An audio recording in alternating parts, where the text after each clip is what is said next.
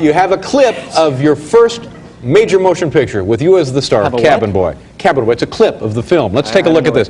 Tell people what we're going to see. Well, the movie it's a fantasy adventure. It takes place on sea, on the sea. On the sea, yeah. And it's kind of a combination of, I guess, sort of a Captain's Courageous movie versus The Seventh Voyage of Sinbad. Wow. Have you ever seen that? No. Do people want that? Yeah. Tim Burton became a fan of the show Get a Life, starring Chris Elliott, co-created by Elliott and Adam Resnick, a funny and charming sitcom about America's most lovable psycho, a 30-year-old paperboy called Chris Peterson who still lives at home with his parents. Burton met with Elliott and Resnick and asked them to write a screenplay for him to direct. After various notes and requests for revisions and rewrites, the script would become Cabin Boy, largely inspired by the 1937 production of Captain Courageous and Burton's own film, Pee-wee's Big Adventure. Burton was slated to direct the tailor-made, custom-built project using the practical in-camera FX aesthetics of Beetlejuice. The film's premise is that Nathaniel Mayweather, played by Elliott, mistakenly boards a seedy fishing boat instead of his father's yacht. During his ensuing Odyssey-like adventures, Mayweather befriends a half-man, half-shark, gets deflowered by a blue-skinned, six-armed sea siren, and encounters a bevy of strange beings, such as a walking iceberg and a flying cupcake that spits out tobacco juice. Resnick told the New York Times that, "It went wrong the moment I became the director. Cabin Boy was originally written for Tim Burton and his sensibility. He really loved the script. He wanted to do a small Pee-wee's Big Adventure type movie after shooting the second Batman. The three of us hatched Cabin Boy. It would have been great if Tim had gone through with it, but he changed his mind at the last minute, and that's when the trouble started." Burton would decide to instead pursue a project based on the life of Ed Wood, and recommend Resnick direct the script himself. Cabin Boy, which cost Disney about $10 million to produce, was a financial failure. In its opening weekend, it grossed just $1.5 million, and would earn a complete evisceration from film critics. It was Resnick's first time shooting a film, and filming on a giant water tank in a warehouse proved to be difficult. You know, someone once said that acting is the enchanted wand that turns words into magic. Thankfully, we've had that person dragged out to the parking lot and beaten.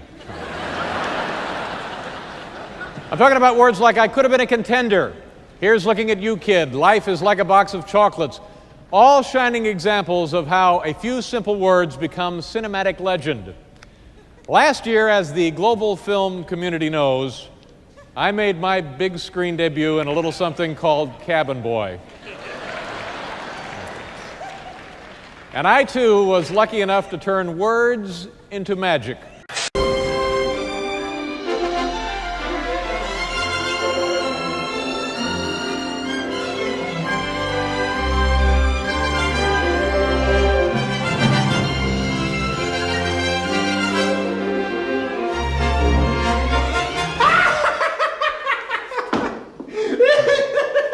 Deliciously chic. My dear daddy has arranged for my immediate departure from Stephenwood. You're one of those little fancy lads, aren't you? You know, you remind me of my niece Sally. Bye, lady. It's painfully obvious to me that you have no idea who you're dealing with here. This moron got on the wrong boat. Say what? Now, where is that naughty captain? He knows it's supper time. What? For the 10 millionth time, don't kiss me. Well, let's just say I've finally shed my feminine side. And Cabin Boy destroyed my life and destroyed my mind, made me even a more weaker, worried human being. How? Why? What happened? The fallout, the embarrassment, and that I was... How's Tim? So Tim Burton, you guys had the script. Whose script was it?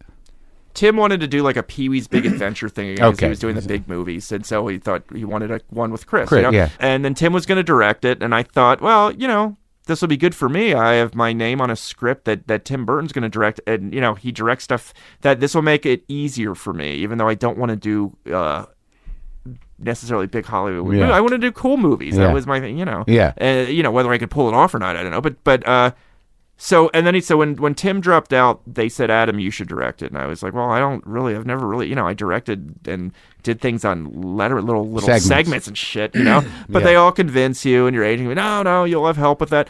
If I was going to write a movie by myself, or if I was going to write one with Chris, Chris and I in a million years would never have fucking come up with Cabin Boy. Right. This was something that was designed for Tim, that Tim helped, he shepherded it. He loved the idea. It was like Captain's Courageous meets Ray Harryhausen. Yeah. We told him it was meant for his sensibility. So then when I was finally convinced to direct it, I hated, right off the bat, I hated the experience of directing. At least that I didn't like. And it was not something that I would have done on my own. I felt very odd. It must have been insane on the set with you trying to... It was, it wasn't fun. And also, it's not my personality to be actually in a collaborative situation. I don't like being around a lot of people. I don't want to have meetings. Yeah. I don't want these things. Well, what should the scale of the ice monster be? And plus, I had here's the big thing, no passion for that project. I just wanted to get through it, and I assumed it'll probably do okay. I was a little concerned that it wasn't Tim, but the fallout, which I don't know if you remember, was it was a joke, and I felt, and for a number of years too,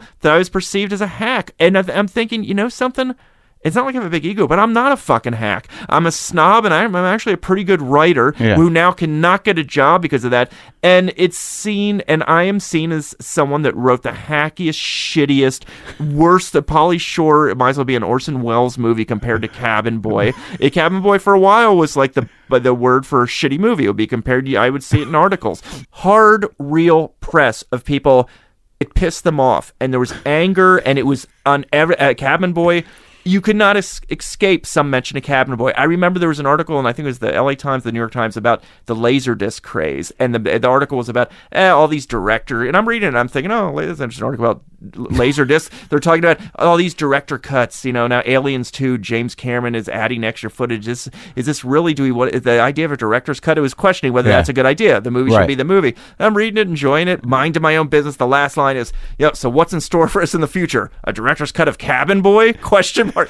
And I'm like, Jesus, I can't. Everywhere I turned, there was shit like that. You could not escape it. They would not give me a break, or Chris. And so it was the most creative paralysis and depression that I had. And sometimes I can think, maybe it is my brain that's thinking, I'm out of the business, I'm this or that. But what happens when, in the case of Cabin Boy, it was really, this is not my imagination.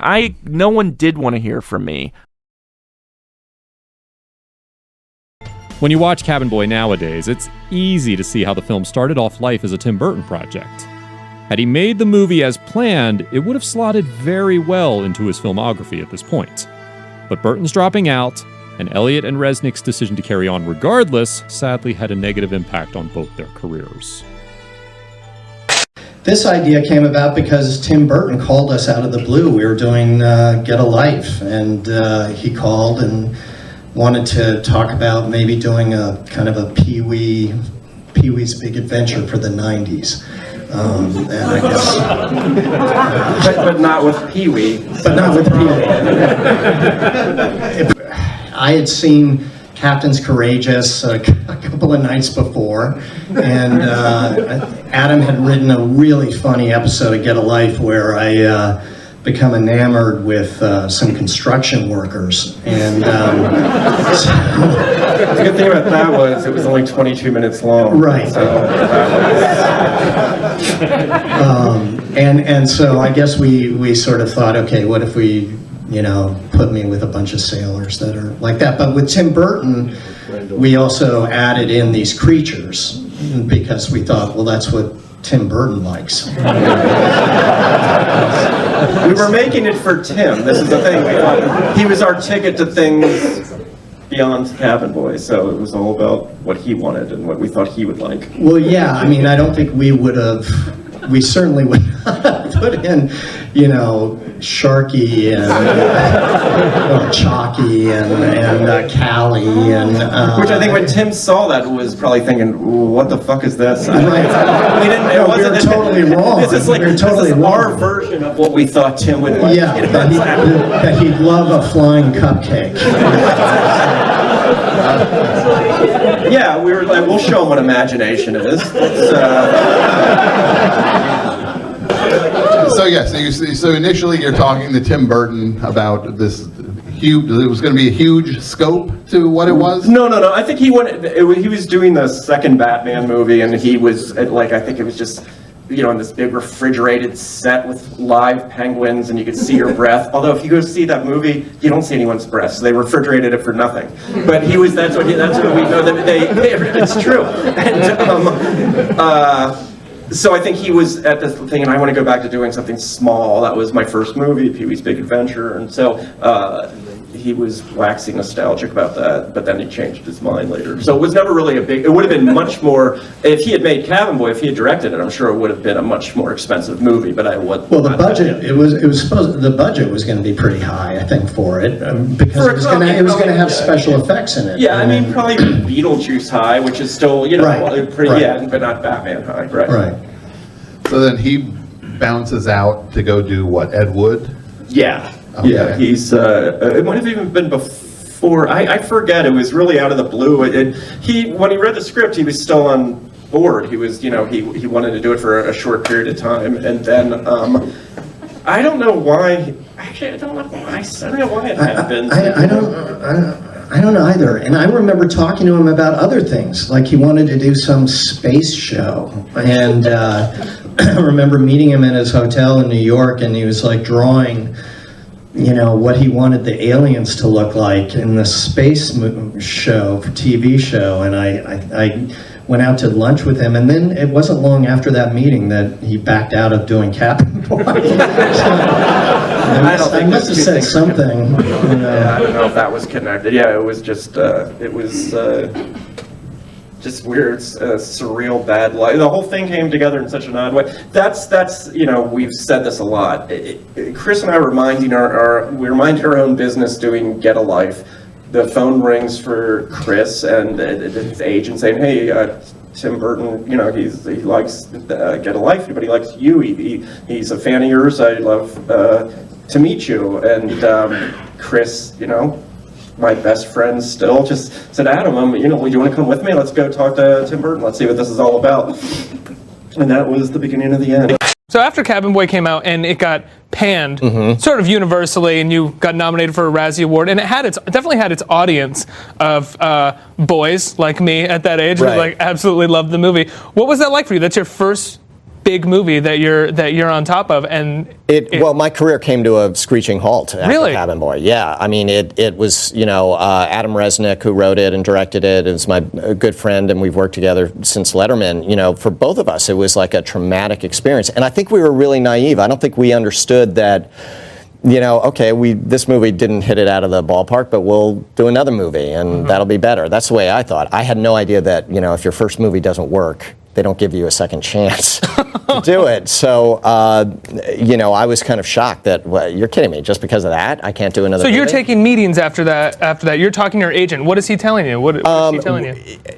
I'm giving your agent a he, she. The outlook was grim. And I remember Adam and I went and we pitched a TV show for me after Cabin Boy, and they bought it in the room, which means they loved the idea. And we were out at the parking lot and out in LA, and we got calls from our agents. They bought it, they love it. We're doing the pilot. And about 6 hours later, we both got these calls. There was one person who wasn't in the meeting, somebody higher up, and she had said, "Oh yeah, I love this idea. That's great. Who are the writers doing it?" And they said, "Chris Elliott and Adam Resnick." And she said, "No, not those guys. Not the Cabin Boy guys."